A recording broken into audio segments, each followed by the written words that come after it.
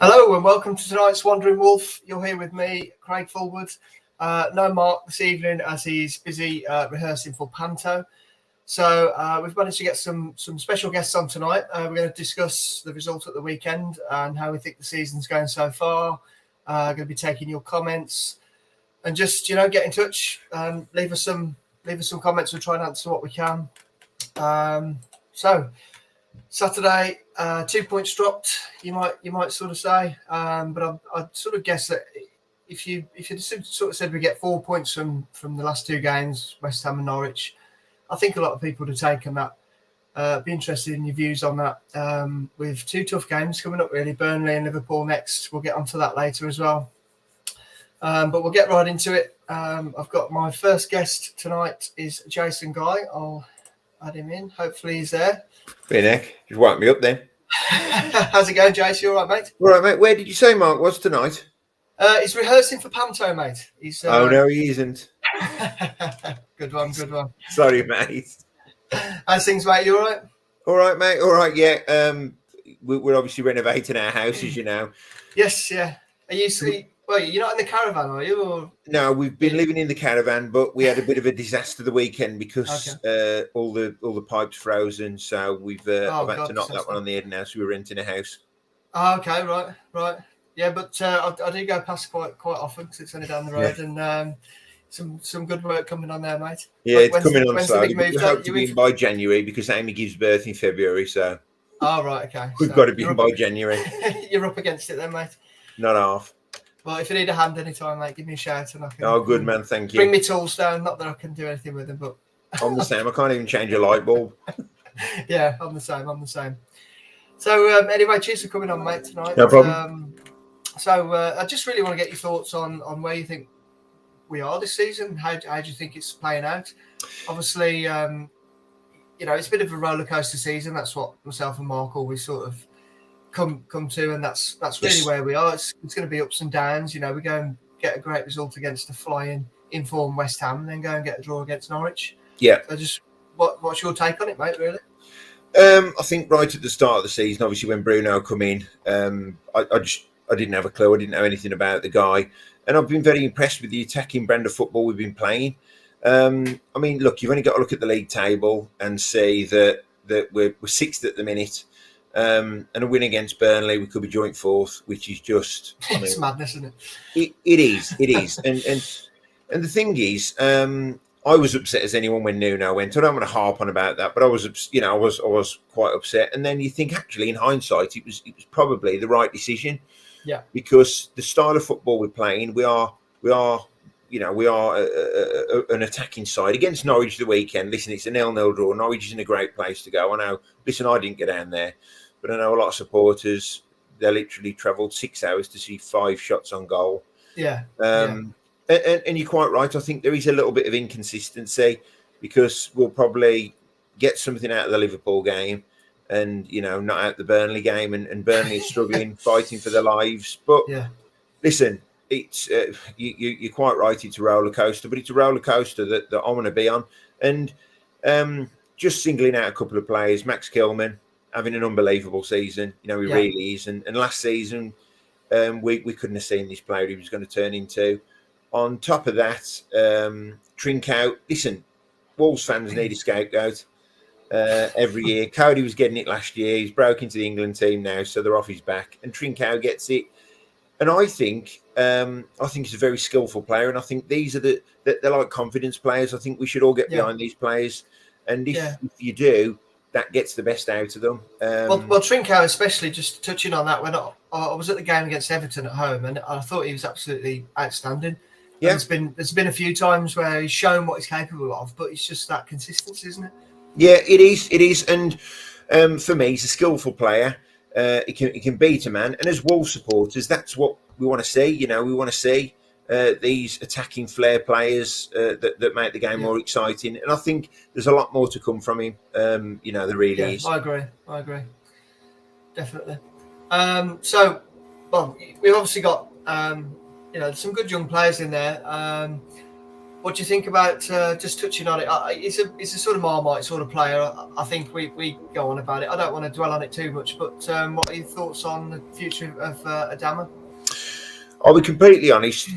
For me, Traore is one of them players, and I've said this before, that he can win a match out of nowhere. We can be up against it, and he can get the ball, in the middle of his own half, beat 4 players, and crash one against the bar, or The problem is with him, and we was all worried about it, was his end product. Now, listen, this is a player who's played 1 first-team game for Barcelona, so. Listen, he's not a mug, he's a talent.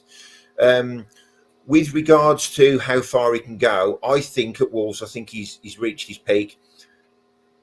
Going back to the point about his end product, that was always in question.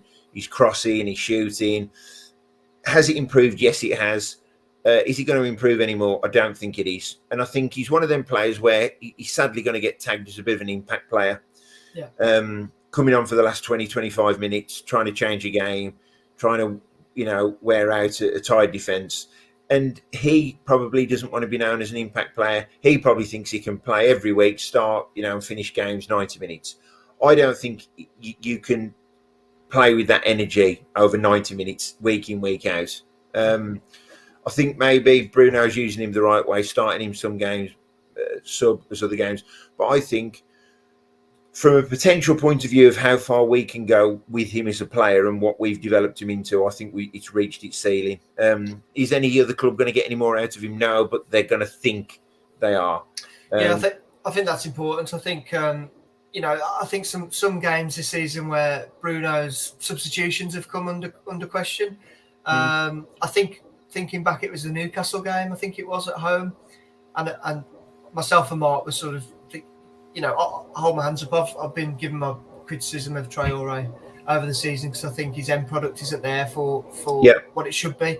But there's certain games where he absolutely would fit right in. He's the perfect choice, and he hasn't been picked. So I think you're right in saying, I think that faith really has gone, and it's time to ship out. And I mean, listen. In January, if we could get 40-odd million quid, I think we've got to rip their hands off, because some club is going to turn him into an absolute world beater and he's going to be worth 60, 70 million. Perhaps. I don't think that's going to happen. Or they're going to get what we've got out of him, but then as he gets older, his value is going to decrease. He's a special player. He's very quick. He can beat 4 or 5 players. But for me, he's simply not consistent enough. And if you're going to spend 40, 50 million pound on a player, you want him to do the business week in, week out, without exception. Yeah, I agree. So where do you think he's going to end up? Will it be in the Premier League, do you think, or will he go abroad?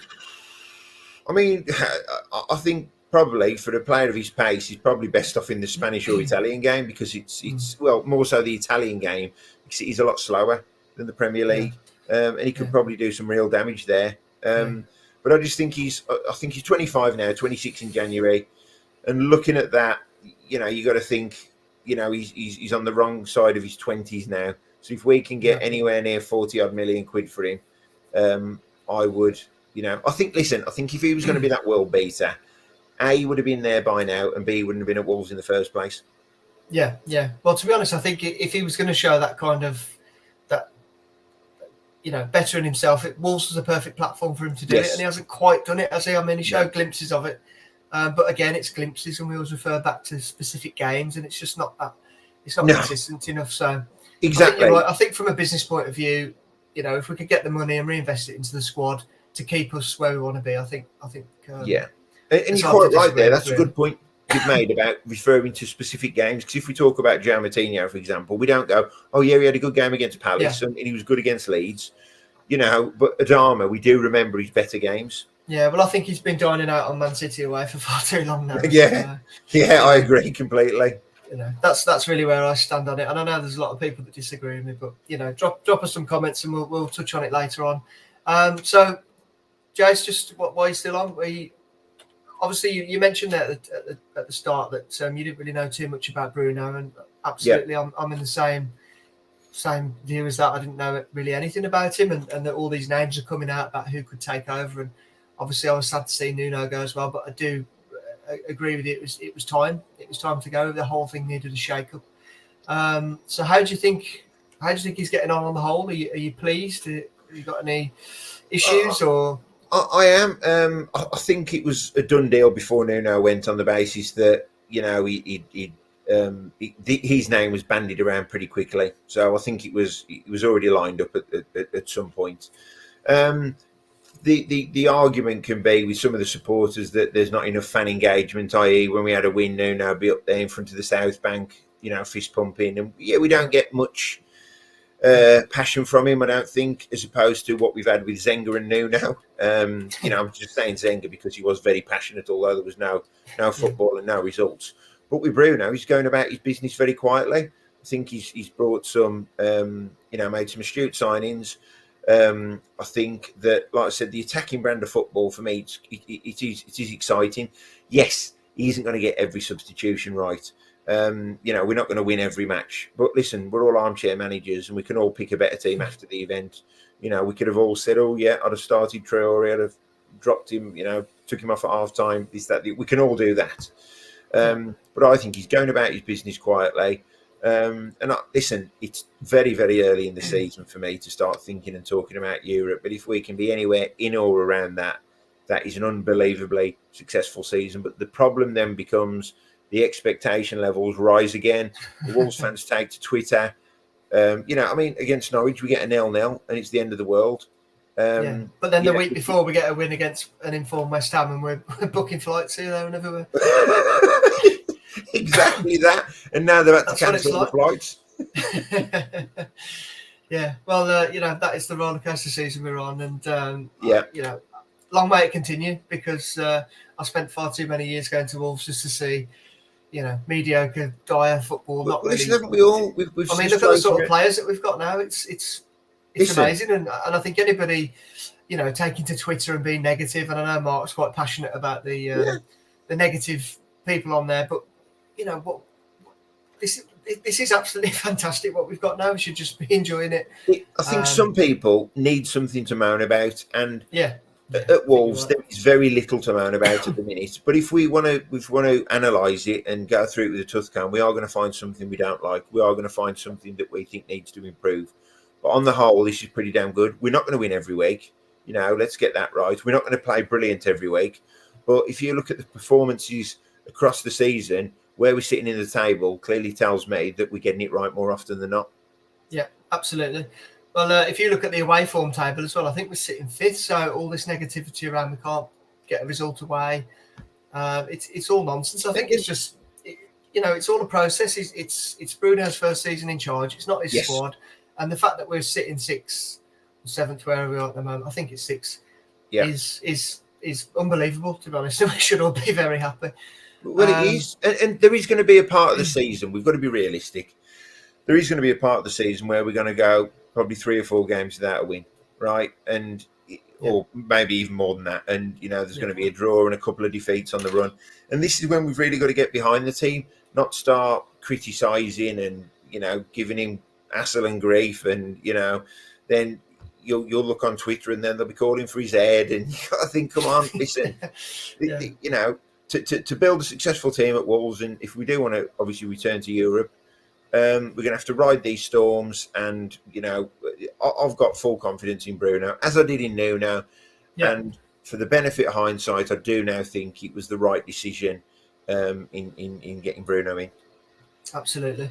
Well, looking ahead to this week, we've got Burnley at home on Wednesday, and then Liverpool coming to Molineux. So, how do you see those 2 games going?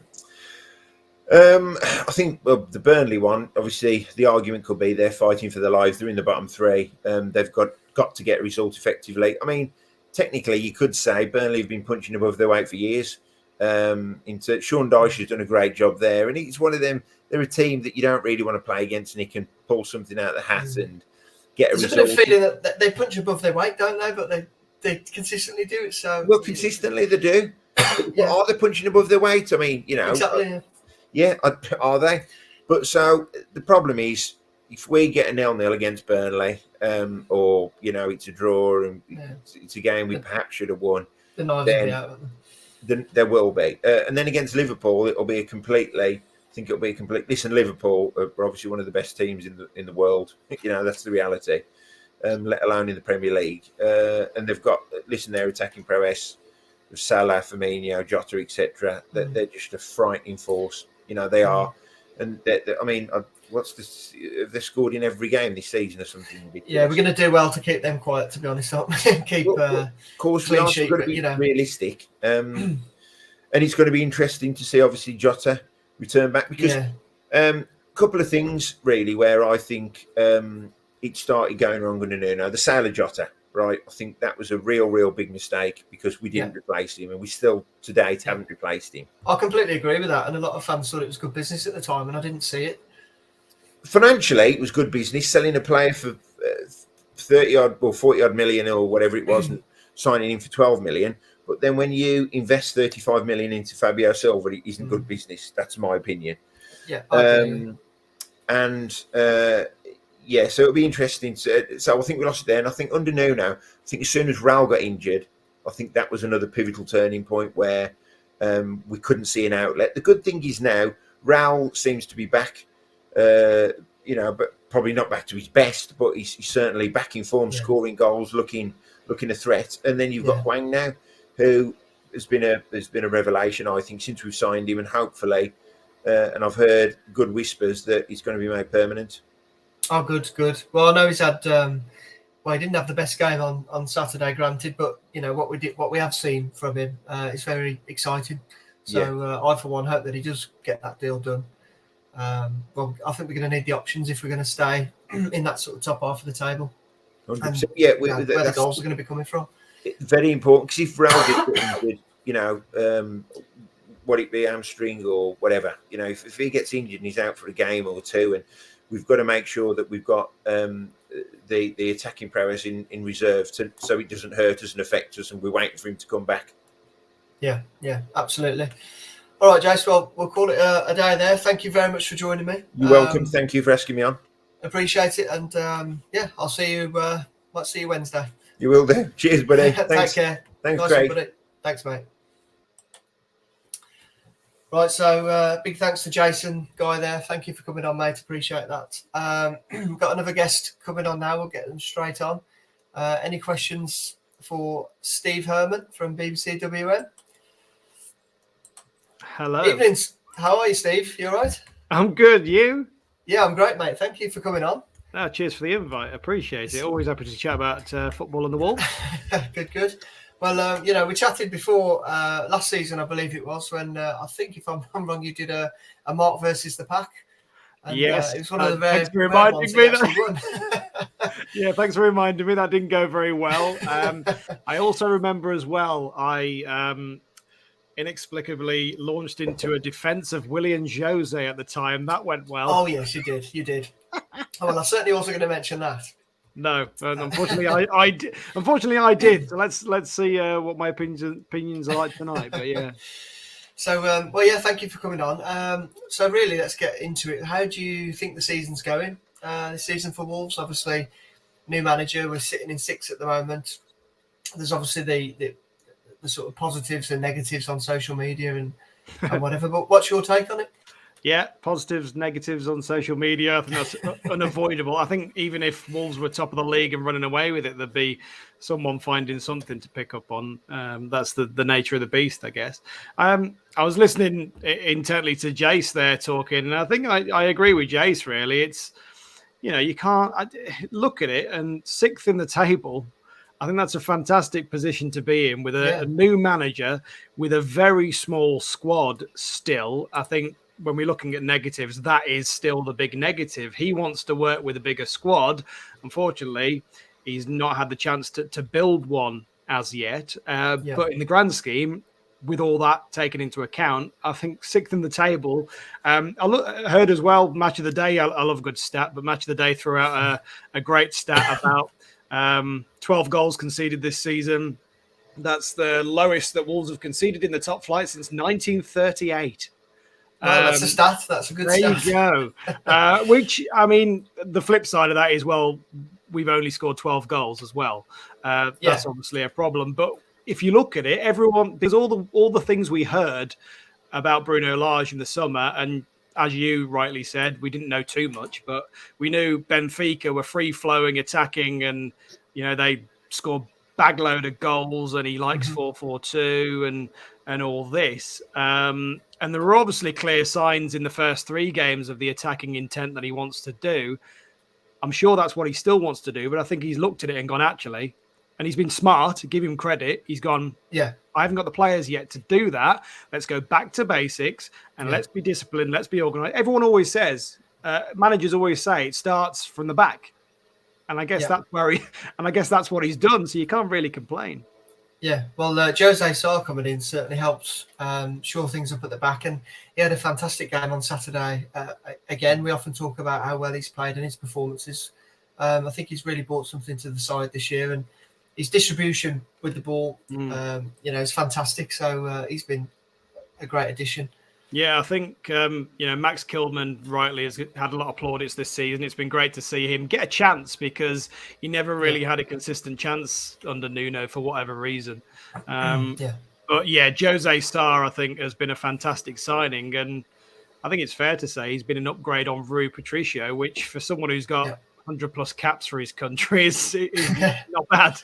Yeah. Well, we were saying this last week. I think we said it a couple of times down the channel that Wolves always seem to have a good goalkeeper. That's one thing that's a common theme throughout every season. We do tend to have a good goalkeeper. Yeah, Mickey Stahl was my favourite player growing up, and then Matt Murray as well, obviously. Oh, absolutely. Well, I'm the same era, and both of those fantastic. Touching on Kilman there. He's surely not far away from an England call-up now, is it? You wouldn't think so, isn't it? Is he eligible for Ukraine as well, or something like that, or Russia through his? I think it was, but because he's played futsal for England, he's not allowed or something. I think that's. Does that really count him out? I think so. Yeah, I think so. Well, I mean, who would you think you'd choose, England or Ukraine? Well, I think if the offer came, you'd choose England, of course, wouldn't you? But we had a debate in the office actually a few weeks ago, and I did say, who in the West Midlands has been the best performing defender, English defender? Who's been the best performing English defender in the West Midlands? And it came down to 2. I was certainly in the Max Kilman camp, but the other one that was floated about was Ezri Konsa at Aston Villa, which I think, I've seen Villa a few times this season as well. And I think that is a fair comment. And I have to admit as well that Tyrone Mings, since Gerrard's come in, has looked all right in the 2 games. But Max Kilman for Wolves, he's just been solid. He's been dependable. Obviously got a goal as well. And I think, I know there were occasionally still question marks about Connor Cody, but this is one thing I did say to you guys last season, and I stick by it. I just think his influence on and off the field is absolutely vital to Wolves, and I think if you lose that, you lose the heart of the club. In a way, I think that's how important he is. We discussed that last week, actually, Steve, and I think my point last week was, when Cody does eventually leave, it'll be at that moment that we realise what he did bring, and I think we need to be very grateful for what we've got right now. He might not be the quickest, he might not be the best technical footballer, but what he brings to the squad as a whole, and you heard it with the England camp at the Euros, just a great guy to have around, which got some negative press in itself just saying that, but it's true. And every team needs that, and I think that's exactly what he brings, and he's a fantastic. Just a great bloke to have around the club, isn't he? Yeah, and I think rightly what you just said, you don't know what you've got till it's gone.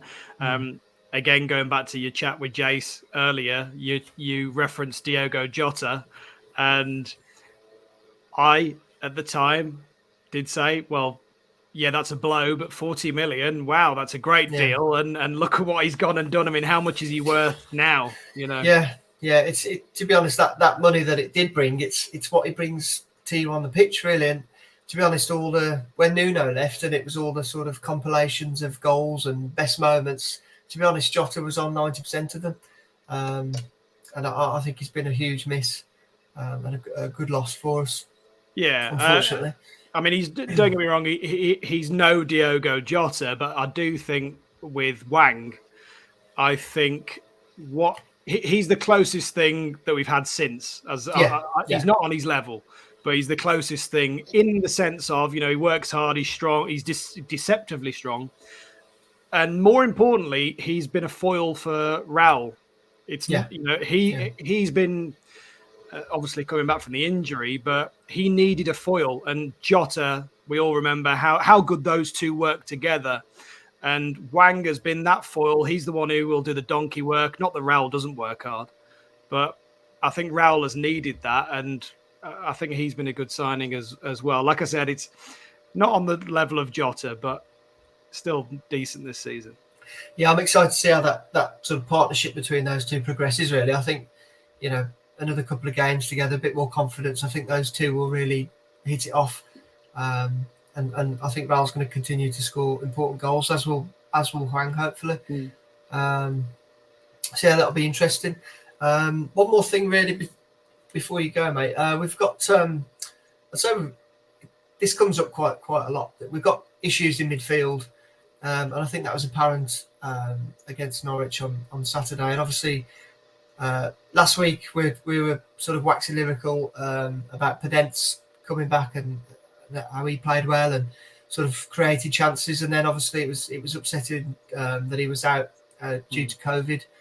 But I think he was a big miss, and I think we do see a bit of a hole when players like that are missing. And can Moutinho do it every week? And now obviously Neves got that yellow card, and now he's going to be missing. So it should be.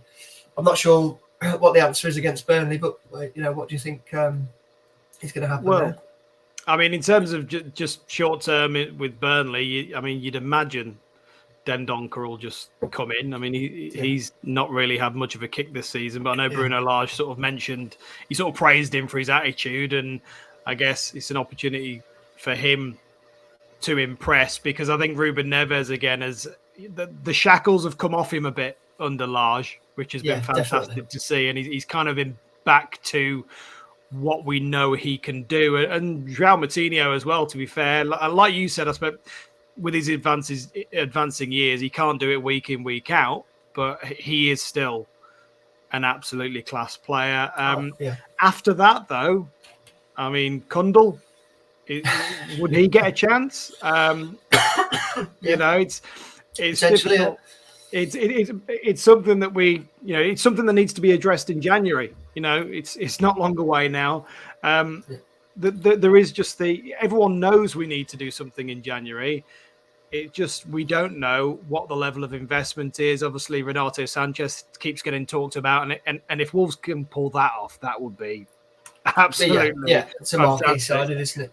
And as well, Pedro Neto as well. Well, I was just going to say with Neto coming back, where for you is the priority? Is it a centre back, or is it in the midfield, or do we need one of each? I mean, it goes back to that question, doesn't it, of how much investment have we got? If it's a choice between one or the other, then I think a centre half is probably more key, just to bolster that, only just to bolster it, really. Willy Bolly keeps breaking down. I mean, since he had the issues with COVID last season, he's not been the same player, sadly. Kilman's come in and done okay, but I think the defense does need to be bolstered. Like I said, I mean, you're asking me, I can't pick both, can I? Well, I suppose we've got Mosquera to come back, but I'm not too sure on his state of return, where he is fitness-wise. Put it this way, actually. This is more. It's still sitting on the fence a little bit, but I mean, I say a defender, but if it's the choice of a defender or Renato Sanchez, I'd pick Renato Sanchez. Absolutely. Just score more than the opposition. That's we can win 5-4 every week. That's fine. That'd be nice. So I'd just like to ask you quickly. Obviously, I asked Jace about this, and it's something that crops up every week on the channel. But where do you sit with Traore from a personal point of view? Do you hope that he can sort of turn his fortunes around and stick with us to the end of the season, or would you be cashing in for whatever we can get in January? Again, this has been an interesting debate. My colleague Mike Taylor, who does the commentary, most of the Wolves commentaries on BBC Radio WM. He described him in our post-match phone-in on Saturday. He described him as a social media or a TikTok player, in that, you know, he looks fantastic when you see him in 10-second videos on social media, because you see him bursting down the wing, knocking over defenders. What you don't see after that blistering 10 seconds is the ball going into the stand and not ending up in the back of the net. You know, where's the end product? That's always been the thing with Adama Traore. And, you know, you rightly said, is he dining out on what he did against Manchester City, which is a couple of years ago now? You know, can he still be dining out on that? You go back to the game against Tottenham, the first home game this season, he was blistering. He was amazing. He knocked over the defenders. It was great to see. But then the one chance he gets, that one-on-one, he misses it. Yeah. And the thing I fear with Adama Traore, you know, Jay said, "Oh, do we cash in January and 40 million?" I like to play a bit of poker, and unfortunately, I think the time to cash in was about 6 months ago when his stock was at its highest. Unfortunately, I don't think he's worth 40 million anymore, because the longer the time ticks away, the closer it gets to the end of his contract, and he hasn't shown the end product this season. So, you know, the time to cash in was about 6 months ago. Yeah, I do feel like we have missed the boat, but I do tend to agree. I think Jay said, you know, there'll be teams out there that think they can do a job or think that they can mould him into what his potential is. And I think that's the thing going in our favour really at the moment, is that he does have that appeal. He does have that kind of, you know, somebody's going to take a chance on him, I think. But is he worth 40 million? He's 25 now, so he's not in his early 20s anymore. It's what is it, 18 months away from the end of his contract, something like that. Something like that. Yeah. The only thing, and again, this is something that one of my colleagues has said, is if he was happy to be, could he? You know, his best position is an impact sub. Yeah. But who wants to be an impact sub? That's the only problem. You've got to make sure that he's happy to know that your job is to come on for 25 minutes and wreck the defense when they're tired. Yeah, he just doesn't look happy in that role there, does he? I've seen him on the touchline a couple of times this season, and he just looks fed up to me, to be honest. Obviously, he's got to try and perform when he comes on to try and get his move, I suppose. But every week that goes by, it feels like he's not trying to play his way into the team. He's just trying to sort of show off what he's got for the shop window, really. I'm not. Well, again, maybe that goes to the social media player. He can do something nice for 10 seconds, and his agent can tweet it or WhatsApp it to some potential clubs. Yeah. I don't know whether I wouldn't like to question his work ethic. I wouldn't like to question that, but I can't see him staying. And if I was Wolves, I would cash in January, but I just don't think the 40 million figure that was banded around at one time, I don't think they can get that anymore.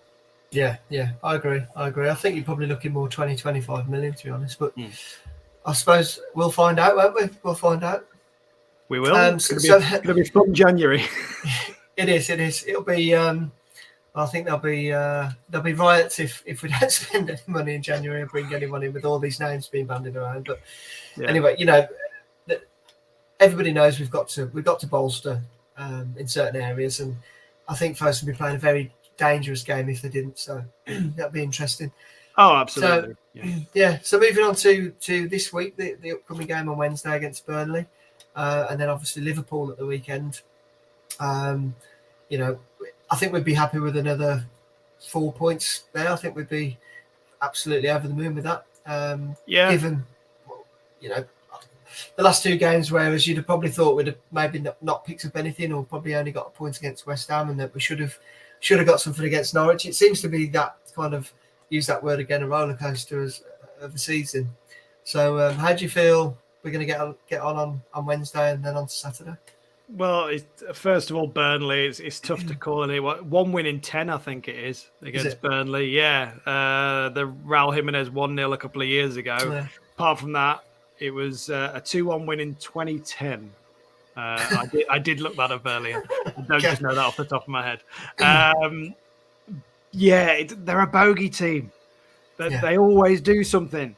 The only sort of thing I'm thinking, though, trying to look positively against Burnley, is that going back to what I said before, we're a bit more organised, a bit more disciplined, and clearly harder to score again.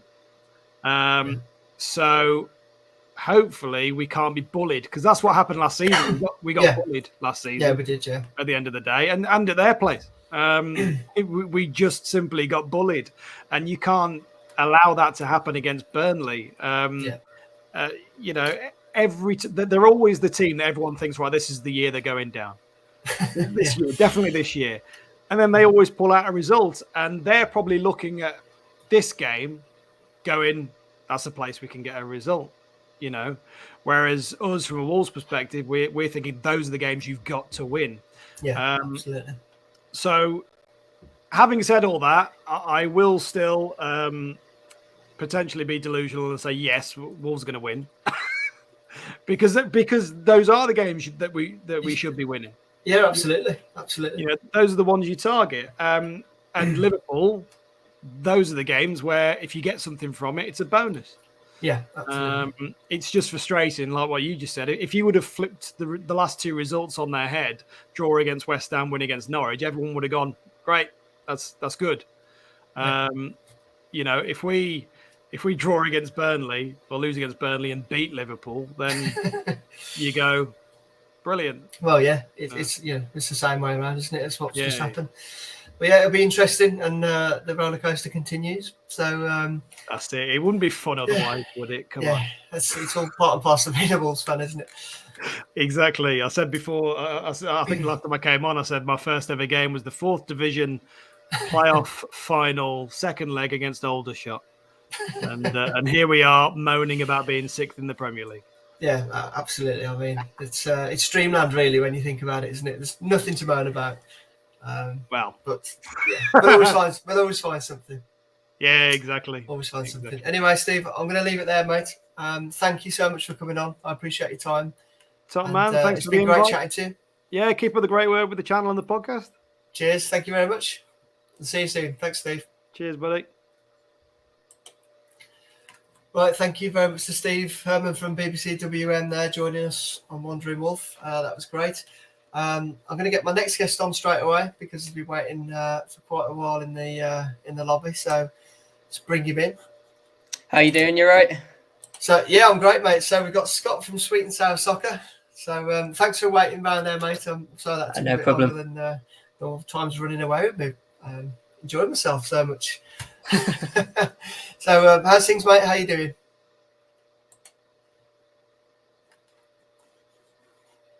Oh, I just lost you there, Scott, unfortunately, mate, as I couldn't hear you. Sorry, let's try that again. I think I've got you. My mic muted, I think, for some reason. But yeah, I'm all good. How are you? Yeah, that's it, loud and clear, mate. Yeah, I'm all good. How's things going with the channel? Yeah, enjoying it, to be fair. And we're making the most of the fact that James lives in Indonesia, so he gets to watch all the Wolves games legally for free. So we're getting to do a few watch-alongs as well, which has been a bonus. Excellent. Well, he messaged earlier on the chat when I asked you to come on as a guest, and he said, "Oh, that'll be like 4 a.m. for me." And I thought, probably not then. No. So you're representing Wolverhampton then still? What's that? Sorry. You're representing Wolverhampton still then? That's it. Yeah, definitely. So, let's start then. What are your thoughts really on the season so far, and where Wolves find themselves? I think it's been an interesting one, hasn't it, to be honest? But to myself, I'm absolutely over the moon, really. I think Bruno's coming in. He's playing the football that we've wanted to see for quite a while now. And I think he's doing that with a lot against him. I think when you consider that he's playing a formation he doesn't want to play, he wasn't really backed how we perhaps wanted him to be backed in the transfer market. And, to come in and doing what he's been doing, it's an interesting one, isn't it? Because I feel like, there's certain articles that have come out in the last couple of days that are saying the football's boring and that. And, certain journalists seem to have some kind of agenda against him. But for me, I've been more than happy with what I've seen so far. And I can't wait until he actually gets the formation he wants to play in, to be honest. Yeah, I think with a couple of signings, whether they're the sort of marquee ones that we're after, but I think just to sort of strengthen it, give us a couple more options, maybe take Traore out the equation just to balance the squad a little bit more. With his attacking style of play, I think it could be very interesting the second half of the season, really. Yeah, definitely. And if he gets that signing, and if we get that centre-back signing and possibly be able to go to a back four when Johnny comes back as well, I think that extra player in attack's going to be key, and I can't wait to see what we might do there. I think Podence would look very good in that role. Yeah. Morgan Gibbs-White, I think, will look fantastic long term. I really do think he has a long-term future with us, but at the moment, I'd leave him to go out on loan for the rest of the season, to be honest, because he's just so it's amazing, isn't it? He was absolutely loved at Swansea, and he's been equally loved at Sheffield United from what I'm seeing. Yeah, well, I absolutely agree with that. And myself and Mark actually disagree about this because he tells me he's a championship player and that's his ceiling and that's where he's going to stay. Now, obviously, he's entitled to his opinion, but unfortunately, he's wrong. And I totally agree with you that there's definitely a long-term future there for him. He's obviously gone out to learn his trade, a bit more, get some experience, which is going to be valuable to us. And to be honest, given Fosun's history, I can't see them splashing out big, really, unless the sort of stars align. But really, in the current climate, I can't see it myself. And I do always think back to Morgan over there. And I do see him coming back, and that really is the play, I think.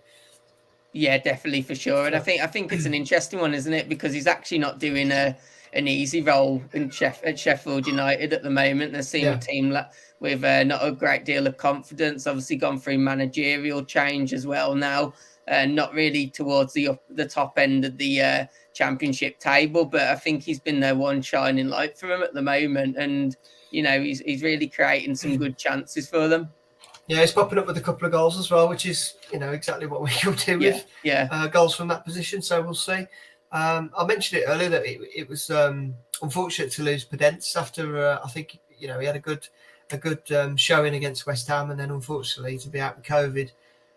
It'd be interesting to see him come back because, to be honest, I haven't really been that full of praise for him, over the last couple of months. But he does, to be fair to him, he does show signs when he comes in, and I'm sure there is a player there, and I'd love to see more of it, really. And I think it's an interesting one with him because he has that he has pace, but he doesn't have that electric pace, especially what we're used to seeing with perhaps someone like Adama. But he has that really tight-knit dribbling skill, doesn't he? He can dribble the ball well, keep the ball well, that low centre of gravity. And that's what I'd like to see him in, that attacking mid position if we can switch to a back four, because I think he'll be better suited there. But yeah, he had a couple of good. Well, he had one good game, didn't he? Really, he finally got his chance and took it, which was, I think that was a really good thing to see, someone being offered their chance and taking it. And as you say, it's just unfortunate if he's not getting an injury, he's getting COVID or an illness at the moment. He can't catch a break, can he? Over the last year and a half. Yeah, I think to get that confidence in any play, you need a run of games. Don't you? You just need the manager to stick with you for a run of sort of 4 or 5 games, really, and just say whatever happens, just go out and get a feel for the ball and get a feel for the squad and see how you can do, because that's how your confidence grows, isn't it? Really, I suppose. But we'll see. I think he's out, isn't he, for Burnley? But perhaps could be back for Liverpool, maybe. Yeah, well, I think we might need him for that game. I don't know. Yeah. I don't know if anyone's going to be able to save us from Liverpool, but the way they're playing at the moment. But yeah, I can see us getting beat by Burnley and getting something against Liverpool. That's the way it tends to go at the moment. But we'll see. It would be nice if we could just keep things simple and get 3 points against Burnley and just let Liverpool sort of do what they got to do and move on, I suppose, to the next. Yeah, exactly. Yeah, as you say.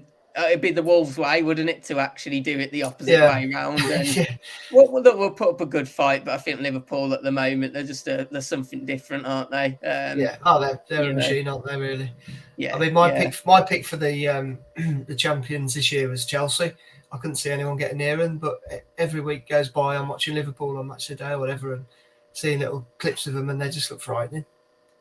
Yeah, I think I said similar, to be honest. But yeah, at the moment, I'd completely agree. I think it's Liverpool's title. Yeah, and we've got Jota to come back to Molineux. That's surely that's never going to end well, is it? Yeah, that's going to haunt us, isn't it? You just have a bad feeling about Jota returning, and at the moment, unfortunately, he's in the Jota run of form, isn't he? Where he's banging them in every game. I was hoping we'd catch him when he always had those 5 games where he'd been amazing, and those 5 games where he'd go to sleep. I was hoping it'd be the latter of, and he'd be a bit like falling to sleep when he got to us, but sadly that doesn't look the case at the moment. Yeah, unfortunately, he's just finding that bit of form, isn't he? Just in time to come to see us. Never mind. Yeah, definitely. So I've asked this question to the other 2 guys. So I'll ask you as well, because it's a hot topic really on the channel every week. And people think I'm just a Traore basher, which really I'm not. But obviously, the big thing for me is his end product. But where do you sit on this debate? Do you want to see him sort of fight for his place and maybe come on a little bit, or would you like to see us get rid of him in January, cash in and reinvest? It's an interesting one, this is, because I think it depends on one thing, and unfortunately it doesn't look like it's going to happen from my perspective anyway, and that's the fact is I don't think he's going to sign a new contract. I mean, if he did look to sign a new contract, I think he's something different, isn't he? He is something different. And at times you just think, is he going to get that form? But I think I can see why people have sort of gave up on him and want to move him along now, because we've been saying that since he first arrived. And he did have that bit of a run, didn't he, when he linked up with Jimenez well? And you just wonder if he got given a run of games, could he perhaps, link that partnership back up with Jimenez? But his performances when he's even coming on as a sub at the moment, he's not getting much opportunity. And when he does, I'm not seeing that fight from him still. I'm still not seeing, him really wanting, like we talked about Podence when he got his chance. I don't see that attitude there with Traore at the moment. It was interesting. I was hearing, obviously the talk about he probably doesn't want to be an impact sub.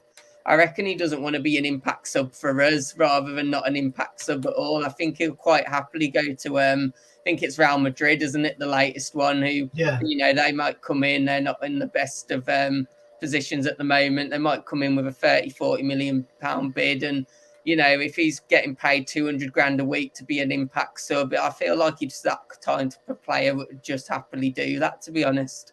Yeah, could be. So, I tend to think he'll end up back in Spain.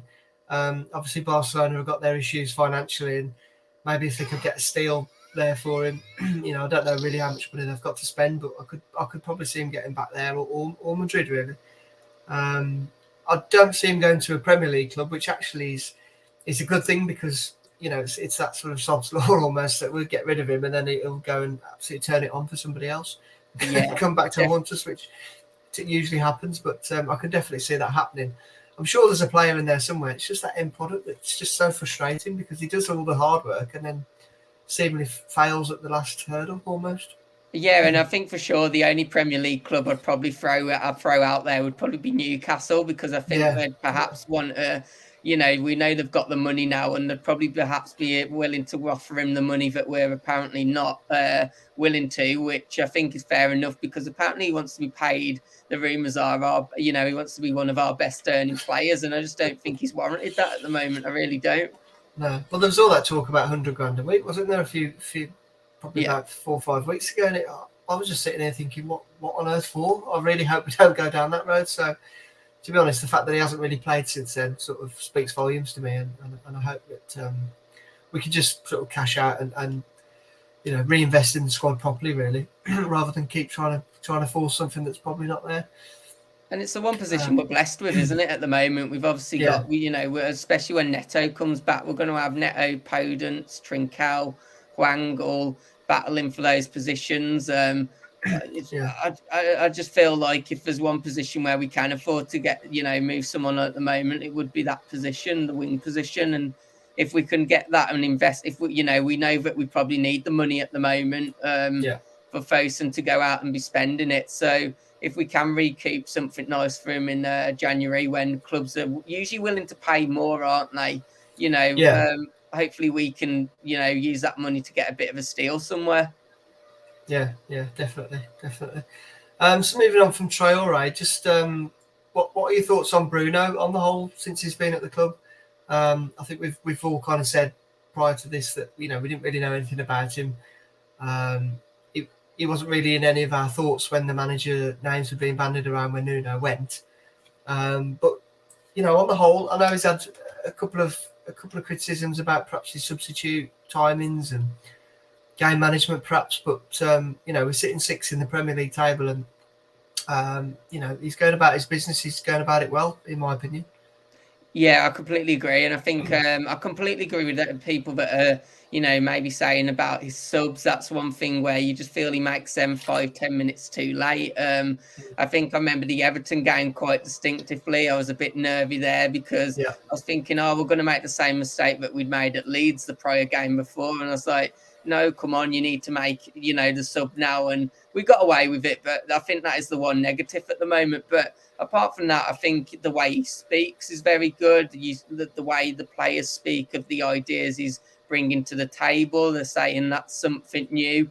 He has a clear identity of how he wants us to play, which is going to get more and more attacking, I feel, as he gets more confidence in the team he has. And I think that's the key, isn't it, at the moment? We're sitting sixth in the Premier League with a team which, in all honesty, I don't think when he came into the club, I mean, he was urging us to make signings in the last week of the transfer window. So I know he's saying that he's happy with it now, but in reality, it's not the side he wanted, and it's not the type of players he wanted. And I think he's still, delivering better than we probably expected, to be honest. I was quite happy with a 12th, 13th place position this year if I saw an improvement on the football. And obviously at the moment he's going above and beyond that, isn't he? Yeah, absolutely. I mean, to be where we are, I certainly didn't think that we'd be sixth in the Premier League the first week in December. I thought it was going to be an uphill struggle, to be honest.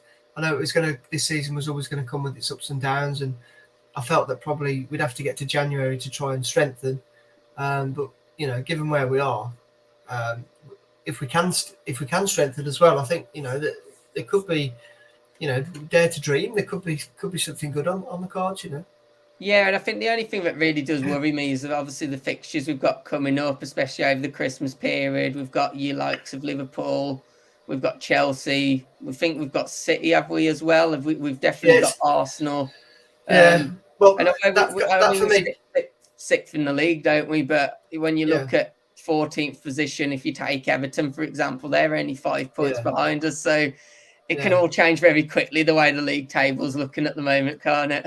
Yeah, well, it makes Wednesday night even more important, doesn't it, to get those 3 points? Because then you look ahead, you've got Liverpool, Man City, and like I say, Arsenal's in there at some point. So we've got to get those points on the board and get as high as we can before we face these teams, I think. But given that, saying that, I think myself and Mark said this last week that the Christmas period is always a bit topsy-turvy with injuries and just the amount of football that's going on, and injuries and one thing and another. It's always a bit of a strange time, so you never know. And like I said, it's the Wolves' way to probably not get the result Wednesday and then probably beat Liverpool and City, but we'll wait and see, I suppose. I don't know, do we? Well, look, let's hope we don't get any injuries to that centre midfield, because we've only got 3 of them, haven't we? And obviously Luke Kundle, who I don't know, I'd like to see him give a go from what I've heard, but I'm not going to pretend I know, a terrible lot about him, to be honest. We've not really seen him in that first team picture, apart from obviously on the bench a bit. But I'm a little bit worried about the injuries we might pick up over the Christmas period, especially if one comes to Neves. That would be a game changer, wouldn't it? Yeah, well, I think we're going to really miss him on Wednesday night. Especially against a solid team that we really need to be at full strength against, really. So that's going to be a big loss, but we'll we'll keep the faith and we'll see what comes of it. Yeah, definitely. We've got to hope for a win, haven't we, against Burnley? Absolutely, just attack and hope for the best, I think. So, all right then, Scott. Well, I'm going to leave it there, mate, and let you get on. So, thank you for joining me. It's been great to chat to you. Yes, and you. Cheers for having me on. All right. Cheers, mate. Thanks. Cheers, thank you. See you, bud.